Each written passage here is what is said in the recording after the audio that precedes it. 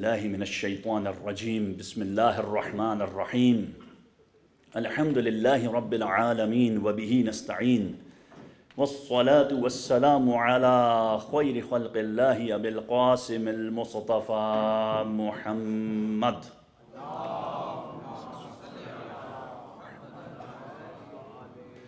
وعلى أهل بيته الطيبين الطاهرين المعصومين أما بعد فقد قال الله سبحانه وتعالى في كتابه الكريم أعوذ بالله من الشيطان الرجيم ذلك ومن يعظم شعائر الله فإنها من تقوى القلوب. Please recite as-salawat.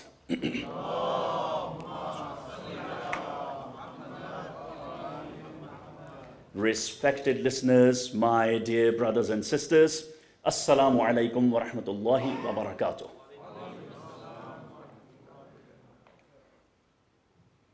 Do you know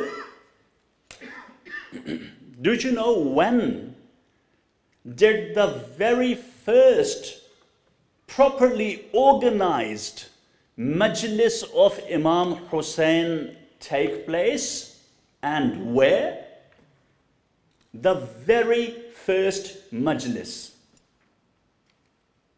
Well, it took place in the heart of the Umayyads, the capital of the Umayyads, next to the palace of Yazid in Damascus.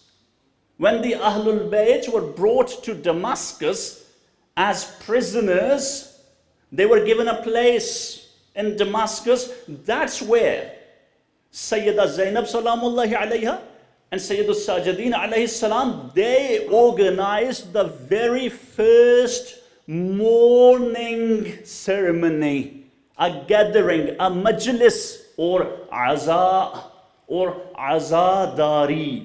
Subhanallah, in the heart of the capital of Yazid, majlis of Hussain started. That is for the first time when the women of the Umayyads started to come to that gathering, those gatherings which lasted for, according to some narration, 7 days, and some narrations say 3 days. They lasted for so many days, and women of the Umayyads, they started attending those gatherings, first wearing ordinary clothes, colorful clothes, and eventually started wearing black clothes. Those majlises were the very first properly organized majlises where people wore black clothes. And that laid the foundations of Azadari. However, since then, Azadari has gone through different stages and has evolved and changed. And today, it has spread out all across the world. And today, there is hardly any country where majlis of Imam Hussain is not taking place. Hardly any language in which the Azadari is not taking place. But throughout this evolution, things have also come into the Azadari that did not exist back then. Definitely, certainly. Therefore, nowadays, from time to time, this question is raised by non-Shia as well as many Shia people. Are our rituals of Azadari in line with the Sunnah of the Ahlul Bayt or not? Are the rituals of Azadari distorted? Has the Azadari been distorted and we are doing something that we should not be doing? Maybe we are doing something that is actually bad in the name of Azadari. Is that the case? This is what I'm going to talk about today. But in order to talk about the distortions thoroughly, comprehensively, looking at it from different angles, first we need to understand what are the origins of Azadari. Therefore, I have carefully selected the topic of today's lecture, the rituals of Ashura, origins and distortions. This is the topic of today's lecture, and very important topic. And what you are going to learn during the next 45 to 50 minutes or so is the following. First of all, what do we mean by Azadari and the rituals of Azadari today? Very briefly, a couple of minutes. What are the different aspects of Azadari? What are the different things that we do in Azadari, first of all? After that, how did the A'immah organize Azadari? How did the A'immah do that? After that, I will talk about those main elements of Azadari, how they evolved throughout the history, and I'll use one case study. The case study is India.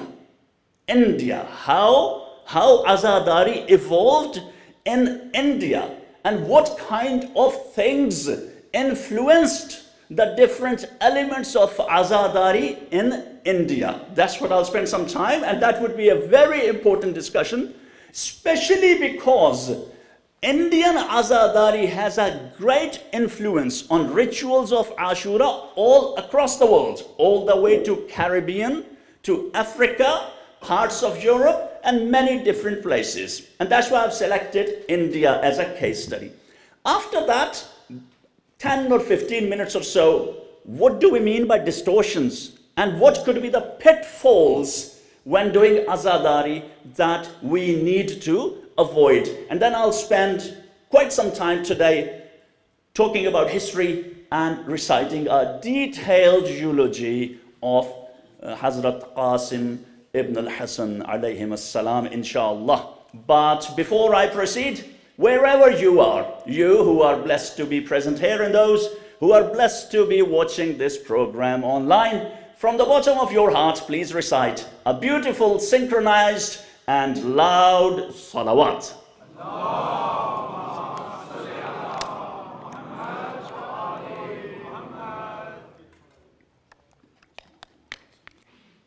So,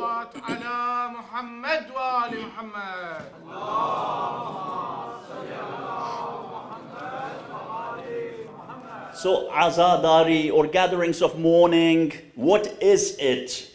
And what are the key elements of it? Today, Azadari can be broadly categorized into three things. There are three elements of Azadari. Although colloquially speaking, Aza or Azadari, especially in the communities of Pakistani and Indian origin, Azadari usually means chest beating, latmiyah and nawha. However, Azadari as a whole consists of three things. First, the speech, the majlis itself. Colloquially, we call it majlis, the lecture, the speech. First, the most important element of Azadari is the speech itself. After that, the rituals related to the latmiyah, nawha, marthiyah, and chest beating, and those rituals. The third thing is the artistic exhibition of the Ashura related memories, like taziyah, shabih of replica of zuljanah, alam, tabut, coffin, and those kind of things. So these are three things, we can say broadly speaking, they form Azadari today.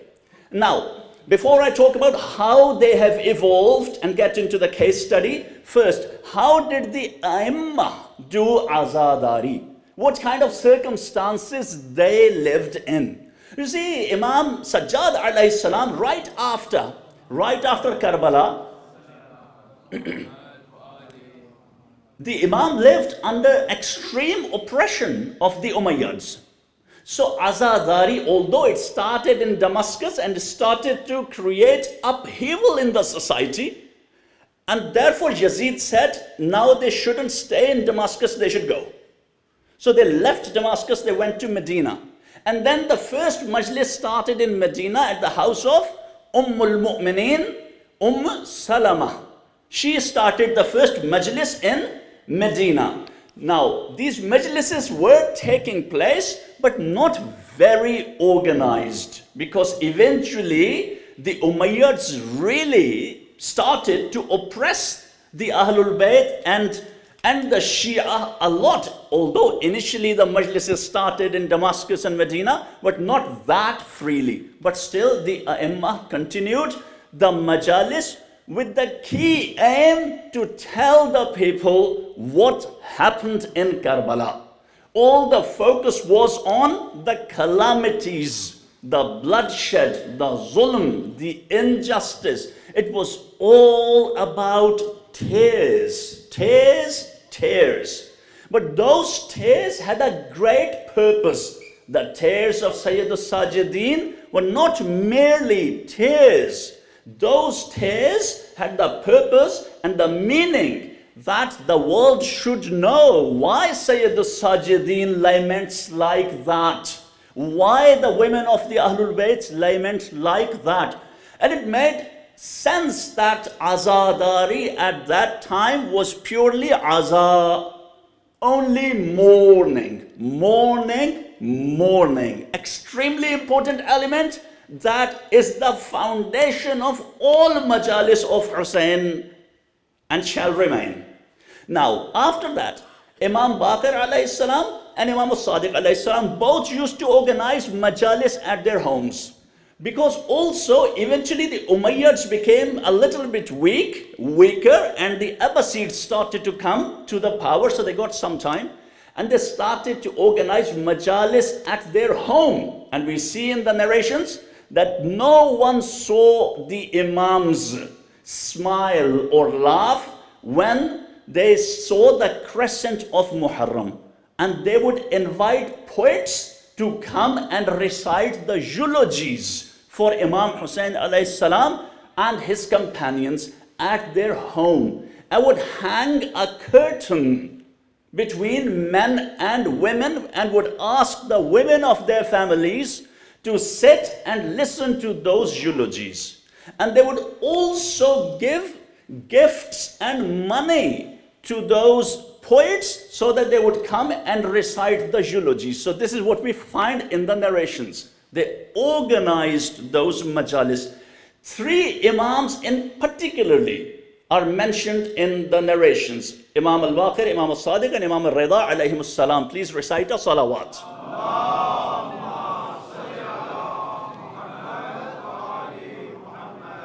So these Imams got a little bit more opportunity and freedom to organize the Azadari. But what we hear is that it was eulogy, it was tears, it was masa'ib. And that's it. Mostly that. So this is how the Imams, and I'm not going to get into the details because there are many other details and political details, but I'm going to stop it here and then ask the question. How has our Azadari evolved since then, and in which direction? And first of all, majlis. First of all, majlis. How has it evolved? Because as I said, initially it was only girya, ashk, tears, crying. And some people say today that majlis should be only that, because the Imams used to do it that way. Well, fair point from their point of view. If the Imams used to do majlis that way, who are you to come here with all sorts of wishy-washy subjects, mental health, this, that, all these types of topics? Isn't it going against the sunnah of the Imams? But then the thing is that majalis have evolved over the years into a university in itself, an arena for the believers to learn about the aqaid, to learn about the fadail of the Ahlul Bayt, because those majalis at the house of Imam al-Sadiq were not full of Narai Haidaris, by the way. They were not chanting Narai Haidaris. They were not standing up and doing wah, wah, wah, wah, wah, wah, wah, wah. Because that you accept. But when we bring modern topics, you say you are going against the sunnah of the Imam. They didn't have those fadail like we have today. So things evolve. Muharram became a great arena for the believers to learn about the aqaid, to learn about the fiqh, to learn about the Quran, to learn about the akhlaq, and also discuss their political and social issues. And it should be like this, as long as we haven't taken the masa'ib part out of it.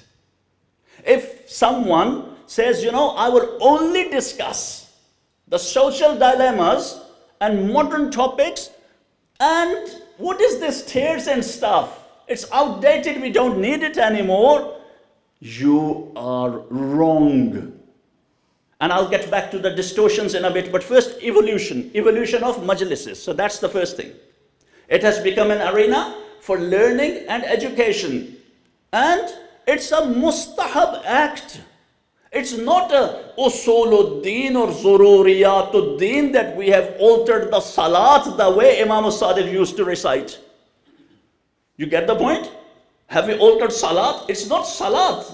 It's a spiritual ritual and activity whose purpose is to make us become better and get closer to Allah subhanahu wa ta'ala through the wasila of Hussain, and get better human beings and solve our problems and issues and find peace at heart.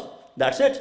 As long as we don't exclude the masa'ib, because that is the foundation of it and it has great spiritual significance. That's why the A'immah used to say, cry for Hussain, cry for Hussain. And Imam Sadiq said, crying for the calamity of my grandfather Hussain washes away greater sins. It has a spiritual significance, great spiritual significance that we cannot overlook or undermine. And believe me, I'm telling you from the bottom of my heart, I give scientific presentations. I have even covered political events and worked as a freelance journalist. I give speeches on different occasions, Jashan, Wilada, but God knows the spiritual pleasure I get while reciting the masa'ib of Sayyid al-Shuhada and his companions, I don't find in anything else. It is the most beautiful activity in my point of view, because those tears have a great value. That whole atmosphere, that whole activity on a spiritual level, on a psychological level, religiously, according to fiqh, and the beauty of it we will see on the Day of Judgment. Before I get carried away, the evolution of the majalis and then Azadari, latmiyah, and the rituals. The Imams did not have latmiyah and nawha the way we do nowadays. Definitely they did not. And the Imams also did not have tabut, alam, shabih of zuljanah, and those things, taziyah, they did not. No, these are the cultural aspects of Azadari. These are not wajibat, first of all, because the Imams didn't do it. These are not wajibat. Matam sine zani is not wajib. Taziyah, tabut, alam, things, these replicas are not wajib. These are cultural aspects that people have adopted throughout the history that can help them feel closer to Imam Hussain alayhi salam and imagine the calamity he went through. That's it. These are wasilah, wasail that are not at the core. At the core is love for Hussain. These things are at the periphery. At the core is the Hussaini spirit of La ilaha illallah. And what Quran says, An'ibudullaha wajtanibut taghut. Worship Allah and avoid false gods. Taghut. That is the core of Majlis Hussain. Everything else is in the periphery. When I get back to distortions, I'll talk more about it, but just making this point. So evolution, case study, India.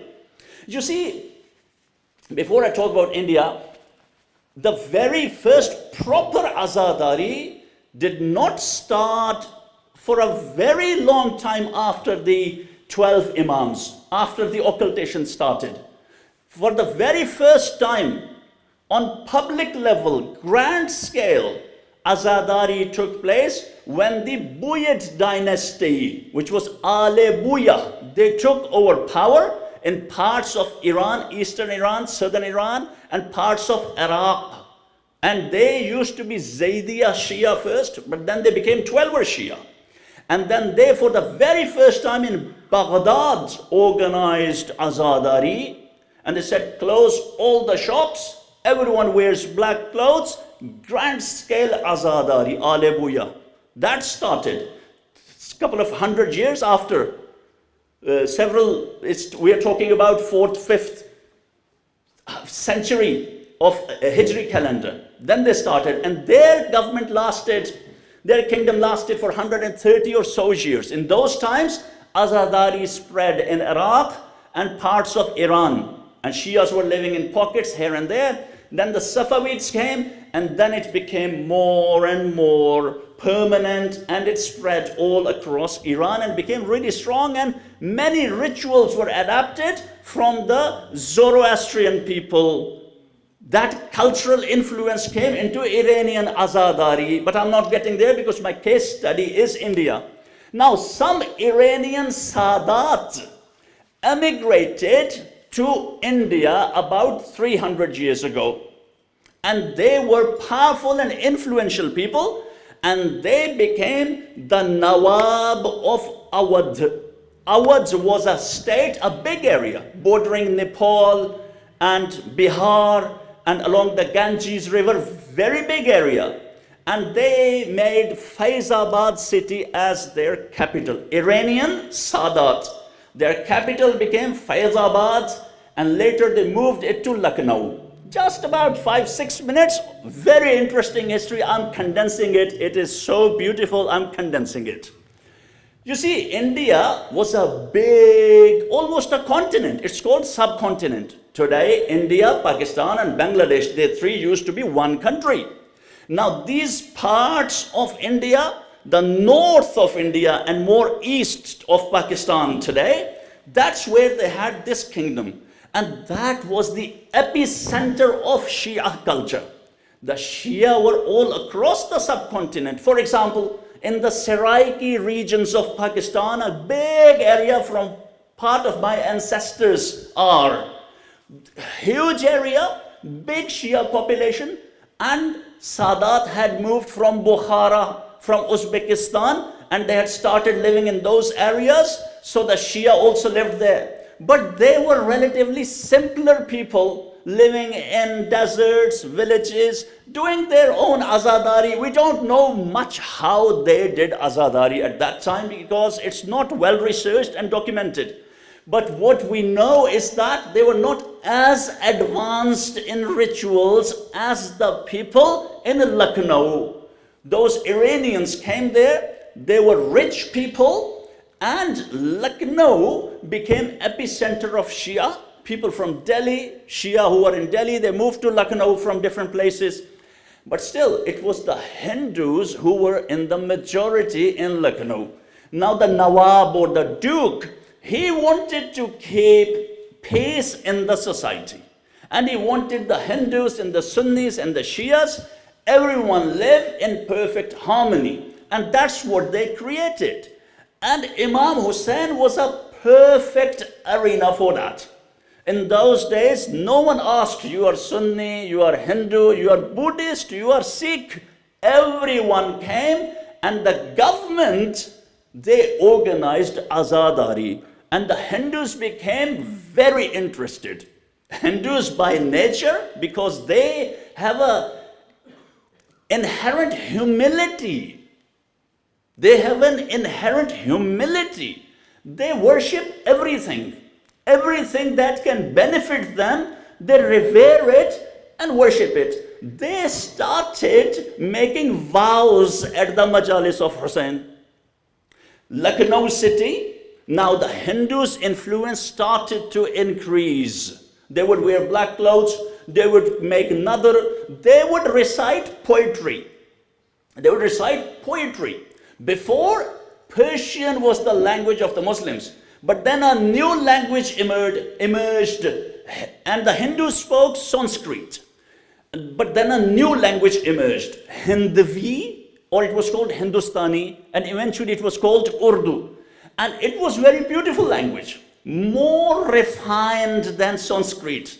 So Hindus started speaking that as well and started writing poetry in that for Hussain. And that's where the Hindu influence started to come into Azadari. It's a cultural evolution. These Shia were saying Salat, believed in one God and everything. But the cultural aspects of Azadari started to become influenced by the Hindus. And the Hindus, some of the Hindus in those days believed that Ali was an avatar of Vishnu. Now this is a well-researched, what I'm telling you, based on well-researched academic articles. Some of the Hindus started to believe Ali was an avatar of Vishnu. And then in Mahabharata, they had these characters. Rama, his brother Lakshman, good people. Rama's wife Sita, good people. And the bad guy? Who? Come on, Bollywood movies you have all watched. Ravan. Ravan was the bad guy. So they said, okay, the story of Karbala tells us that Hussain is the embodiment of Rama. His brother Abbas is Lakshman.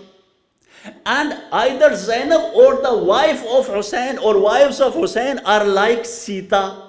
And Yazid, the accursed, is a Ravan. That's what they started to believe. And they had their own culture in which they had their own gods and their own replicas of their gods that they would make with out of paper, not stone and wood. And on certain days, they would take them out, and at the end of the day, they would cool them down and take them to Ganges, cool them down. So the Shia started to make replicas with the zarih, tabut. They would take them out on Ashura and cool them down at the end of the day. No one should feel offended. This is cultural aspect. Some stupid people with twisted hearts say, Shia, they are like Hindus. Stupid. Your IQ level is so low, you can't understand what I'm talking about. Those takfiri people who say this. No, these are cultural aspects of Azadari. That's it. No one started to worship those taziyahs or anything. Another thing that academics say came into Shia was the hand of Abbas from the Hindus. Because Hindus had this symbol, and this symbol exists in different cultures and religions as a manifestation of power and stopping the evil. The Shias adopted it, 5 fingers and 5 holy personalities and Abbas's severed hands. That came from, the academics say, that came into Shia Islam from the Hindus. And some other things that I'll talk about in a bit. That came from the Hindus. Not only that, even the architecture. You see the political influence. The dukes really needed the Hindus. And they needed this harmony. So they created the Bada Imam Bara. They created the big Hussainiyah. And it had 12 doors. Baradari is an architectural feature in the architecture of Indian subcontinent. That Baradari means 12 doors. And the Hindus believed in the 12 houses of the sun, and the Shias believed in 12 Imams. So that served a very good purpose for both parties. So that's how the Azadari was influenced. And then we have taziyah, we have alam, alam also, according to some academics, the alam, the way we have it in the subcontinent, because Abbas alayhi salam clearly did not have all those things on his alam. And now when we see some processions of the Hindus in India, they have those kind of things, which are very similar to our alams. Again, someone will say, oh, Sayyed Rehan has done Tawheen of Azadari. No, this is an academic discussion. We have taken over those things because we found it attractive. That's it. So what? So what? Nothing. Nothing. Yeah. We don't think it is Vishnu or someone's avatar or something false god. It makes us think of Karbala and Imam Hussaini alayhi salam. We take them as a sha'air of Allah, not sha'air of Vishnu or something. The Quran says, I recited verse number 32 of Surah Al-Hajj. ذَلِكَ وَمَنْ يُعَظِّمْ شَعَائِرَ اللَّهِ فَإِنَّهَا مِنْ تَقْوَى الْقُلُوبِ. And that is so that whoever respects the signs of Allah does so out of piety of hearts. So when we kiss this alam, it is now ours. Whatever, wherever it came from, doesn't matter. Whatever influenced it, doesn't matter. It is now ours. It makes us think about Allah subhanahu wa ta'ala, because Hussein, who is Hussein? Waliyullah. For whom did Hussein sacrifice his life? For Allah subhanahu wa ta'ala. So this is a very superficial thought, that, oh, these things you have taken from Hindus and this and that, so it's bad, it's haram. It's not haram. It's a cultural aspect. In Iran, they have huge taziyahs. They have alam type thing. They don't, taziyah in Iran is theatrical play. They call that taziyah. But they have their own versions of heavy alams. They are so heavy, you can't really lift it. And they're often found in Hussainiyas collecting dust throughout the year. They take it out only on 21st of Ramadan al-Mubarak or Ashura and those big occasions. And it has peacock feathers, strange shapes, some water skins. It has nothing, not even closer to alam or anything of battlefield related. But this is what they have adapted from the Zoroastrian culture. And it's okay. No one worships that. No one says, this can give me, fulfill the wishes of my heart. No one does that. No one does that. It's just to help us visualize Karbala according to our culture, because we haven't been there. In those days, no one had been to Karbala. All they could do was to imagine how Karbala took place in their own way. And the same happened with nawha and latmiyah. In Lucknow, it was the epicenter of musiqi, music. So they had a culture of soz khwani. Now the academics say that that also came from the culture of music. Now whether it is nawha or latmiyah or marthiyah or soz, na'at, hamd, whatever it is, they're all different genres of music. Ilm musiqi. Music, don't start thinking about Billie Eilish right away or Taylor Smith. Musiqi is ilm. It's a genre, how to raise, how to your voice, when to dip, when to up, when to down. It's ilm musiqi. So from there, the soz khani started, the nawab started. And it is very similar to the bhajans of the Hindus. When they recite their bhajans, they sound very similar. Similarly, in the Saraiki areas of Pakistan, and Saraiki is the most, okay, I'm biased, but also non-Saraiki people have said it is the most beautiful language for the Azadari and Masa'ib of Imam Hussain alayhi salam. They have a very peculiar way of reciting. Very beautiful. But when you listen to non-religious Saraiki music, they sing exactly the same. Which means it has been adopted and changed and tailored towards Azadari cultural aspect. What's the big deal? No big deal. So maybe in 50, 100 years, today people are trying to recite nawhas using Persian and Arabic and Pakistani Urdu tunes. But maybe in 50, 100 years, it will become more natural and more in line with the hymns sung in the churches. And that will be all right. You won't become mushrik by that. That's a cultural aspect of it. That's it. That's it. So no worries. So this is how things evolve. Whether it is majlis evolved out of necessity for ilm and solutions to our problems. Sinezani, latmiyah, poetry, replicas, all that, they evolve as a result of influence from the culture in which people live. And it's all right. As long as there is no shirk committed. As long as the spirit of Hussain does not go out of the Azadari. But the problem is that when the things that should be kept in the periphery, they are brought to the core, then the spirit of Hussain starts to fade away. And that's exactly what distortion means. That's exactly what distortion means.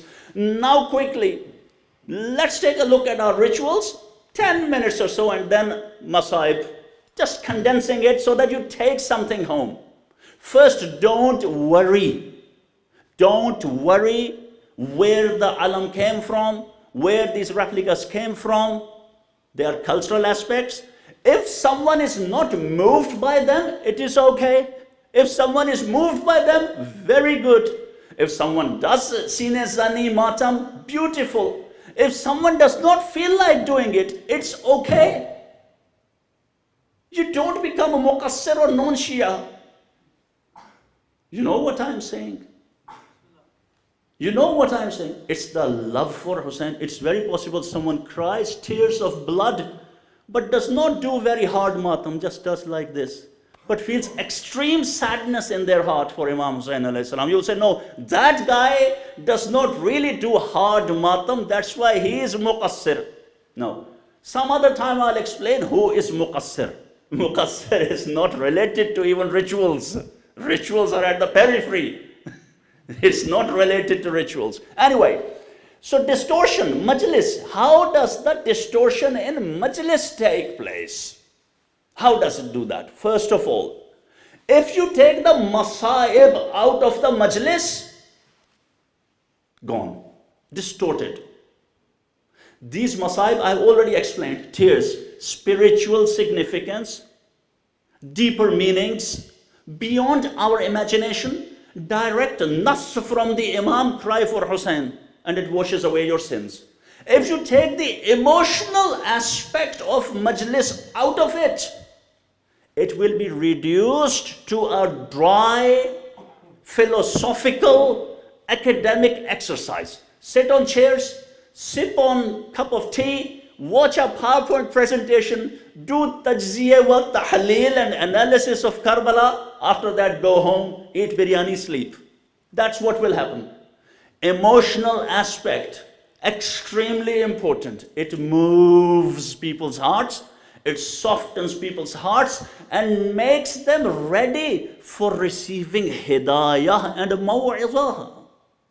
That is also an aspect of Azadari, tears, masaib, very important. Second thing, don't take the fadail completely out of majlis.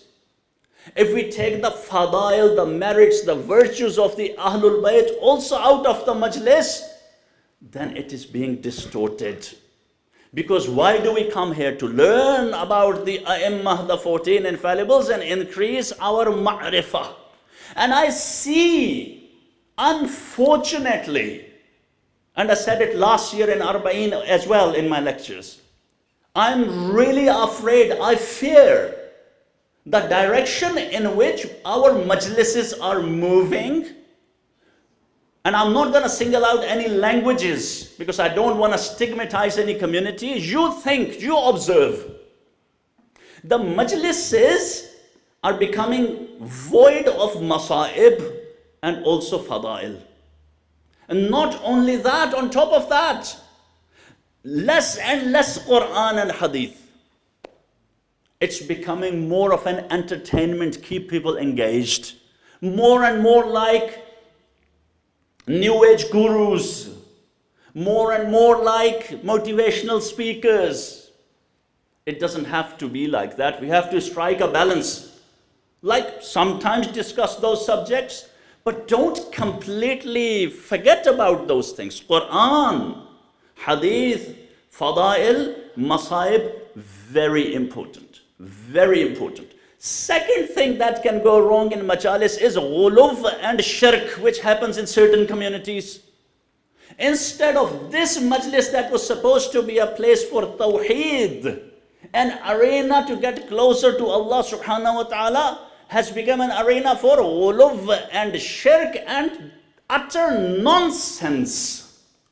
Distortion shouldn't take place.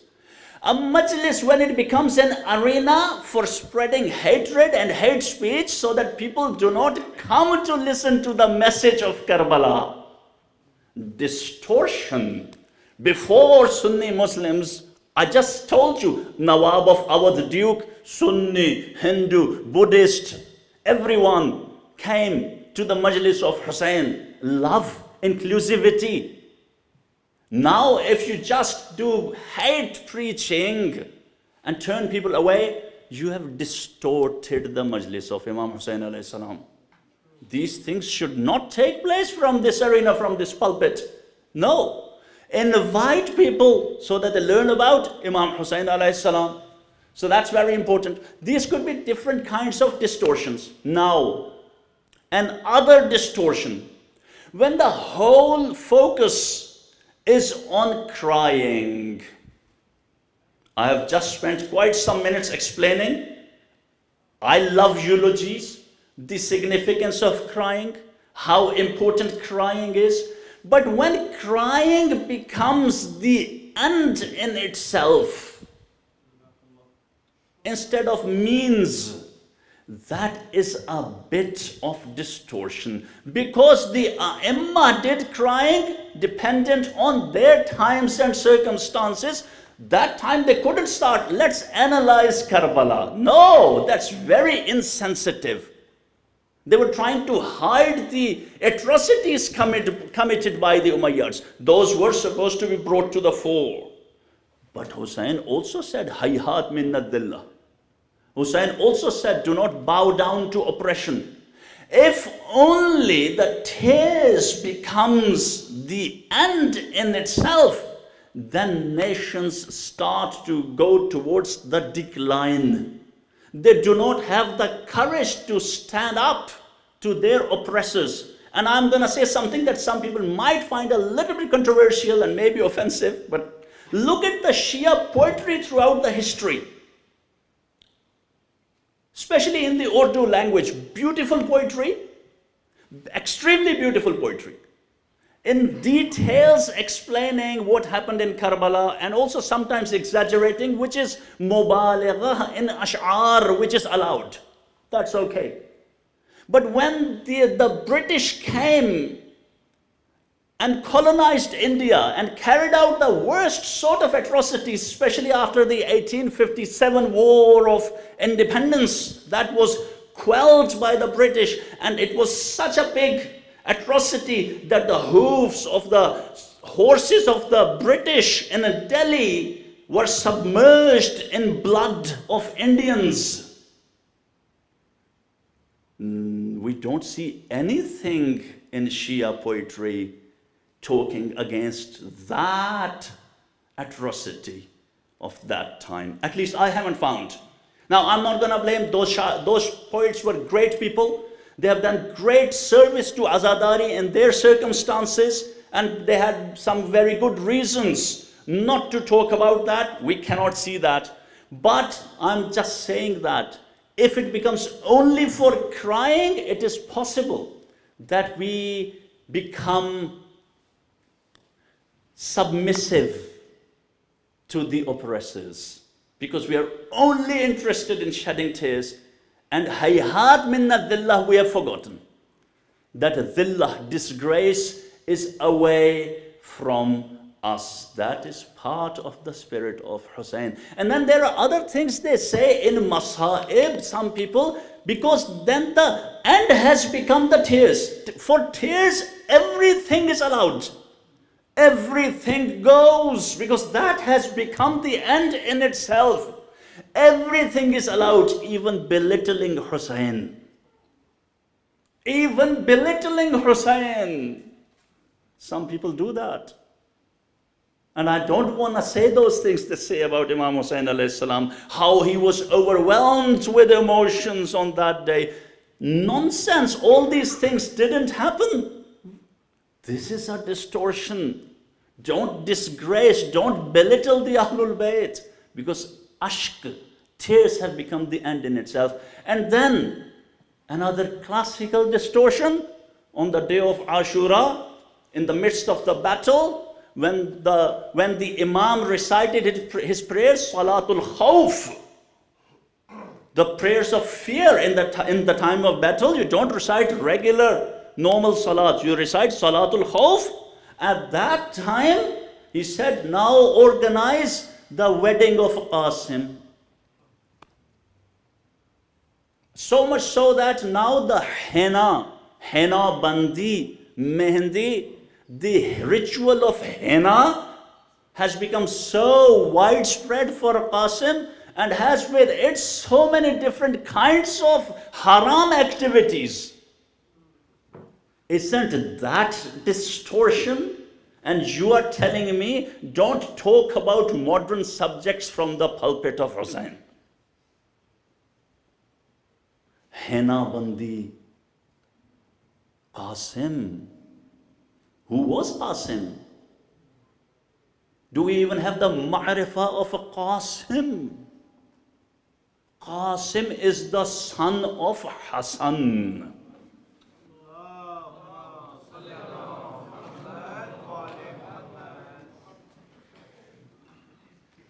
I will tell you in details. Paying tributes to Qasim and his father Hassan.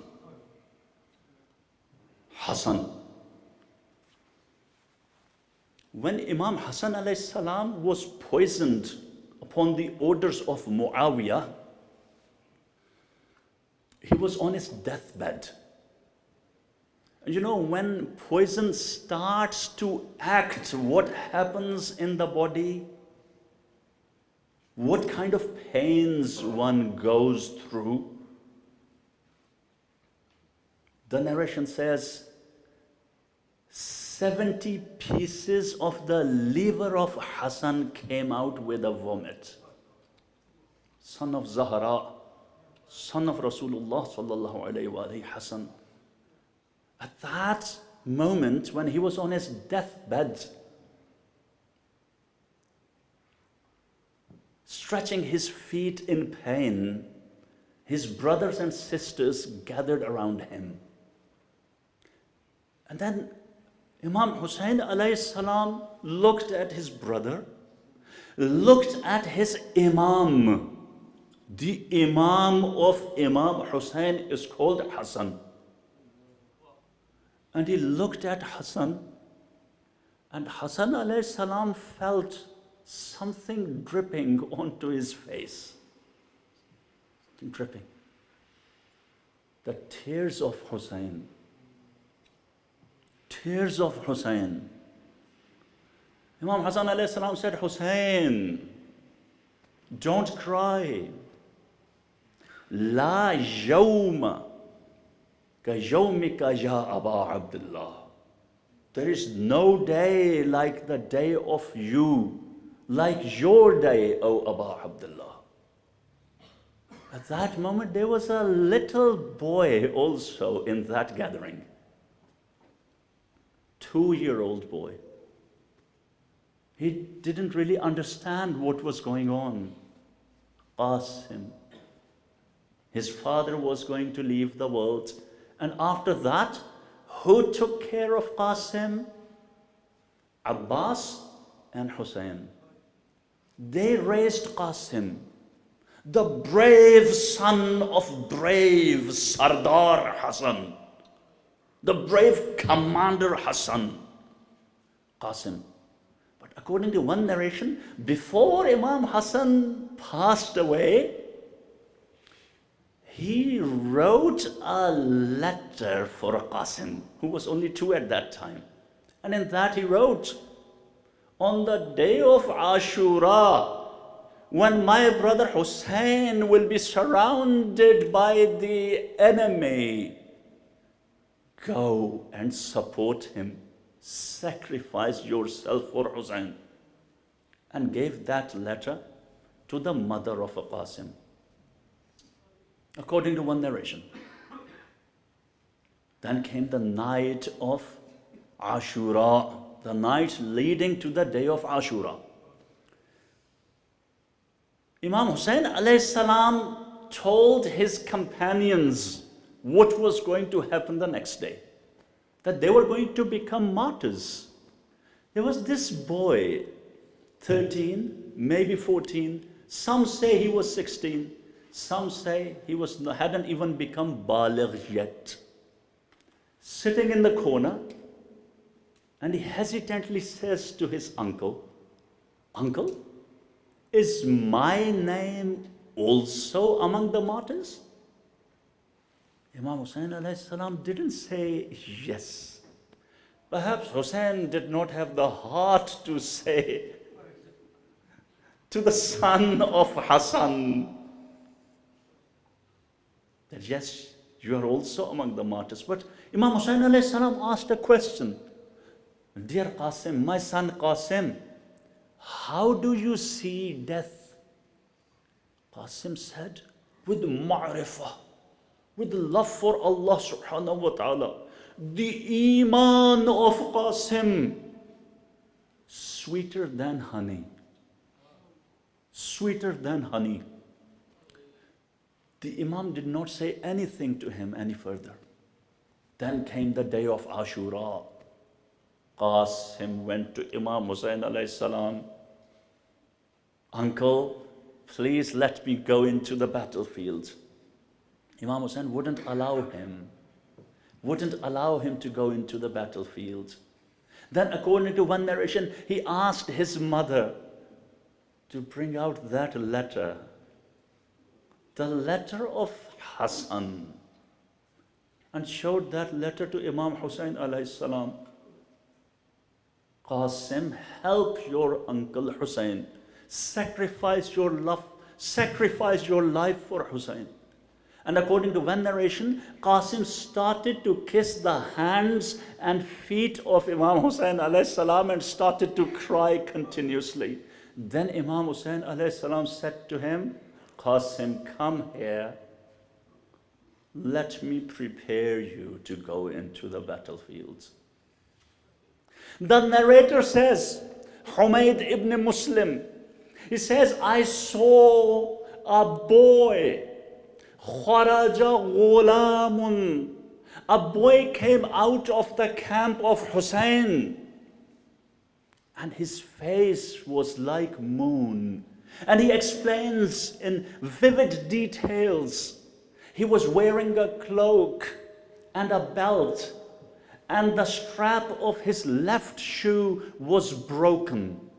And as he came into the battlefield, there was an accursed man by the name Umar ibn Sa'd ibn Nufail Azadari.